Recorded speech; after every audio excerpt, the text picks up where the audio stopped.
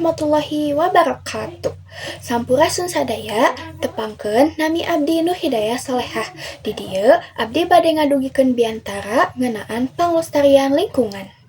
Hadirin anu ku Allah parantos dipaparin kasehatan dina waktos anu mulia ieu, abdi hoyong ngaturkeun rasa syukur lantaran urang tiasa kakumpul kalayan teu kurang naon-naon.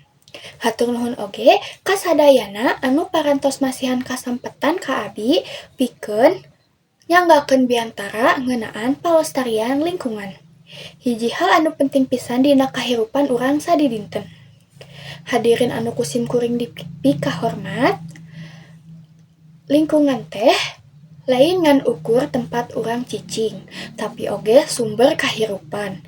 Sagala rupa anu urang peryogikeun sapertos cai bersih, hawa sehat, jeung pepelakan pikeun oksigen asalna tina lingkungan anu dijaga kalayan bener. Dinten ayeuna seueur pisan masalah lingkungan anu karasa beuki parah. Runtah plastik numpuk, cai walungan kotor, tangkal-tangkal loba anu ditebang, sarta hawa jadi leuwih panas tibatan baheula. Sadayana ieu biasana timbul kusabab kabiasaan leutik anu sok dianggap teu penting. Padahal upaya sederhana unggal dinten tiasa nyegah karuksakan anu leuwih gede. Urang bisa ngamimitian ku anu kahiji, micen runtah dina tempatna.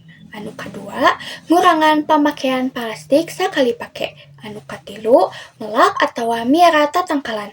Lajeng anu kaopat, ngahemat cai jeung listrik. Lamun kabiasaan ieu dipigawe ku urang sadayana, hasilna bakal karasa pisan. Lingkungan bakal leuwih bersih, udara leuwih sehat, serta alam lestari pikeun budak-budak urang engke. Alam teh titipan. Upama urang jaga, urang sorangan anu bakal ngarasa manfaatna. Upama urang ngaruksakna, urang sorangan oge nu bakal nampa akibatna. Kusabab kitu, mimitian ti diri sorangan, ayeuna oge lain engke. Janten, tiasa disimpulkeun yen ngajaga lingkungan teh tanggung jawab urang sadayana. Tindakan sederhana lamun konsisten bakal jadi parobahan anu gede pikeun alam urang. Abdi nyuhunkeun hapunten bilih dina panyampaian aya kecap anu kirang merenah atanapi aya kakirangan sejen. Sateu acan ditutup, abdi aya sakedik pantun. Kakeboan ninggali buah nangka, hejo daunna matak segerasa, lamun lingkungan urang dijaga, hirup bakal jadi raharja. Sakitu wae biantara anu tiasa ku abdi diaturkeun, hatur nuhun kana perhatosan sareng waktosna. Wassalamualaikum warahmatullahi wabarakatuh.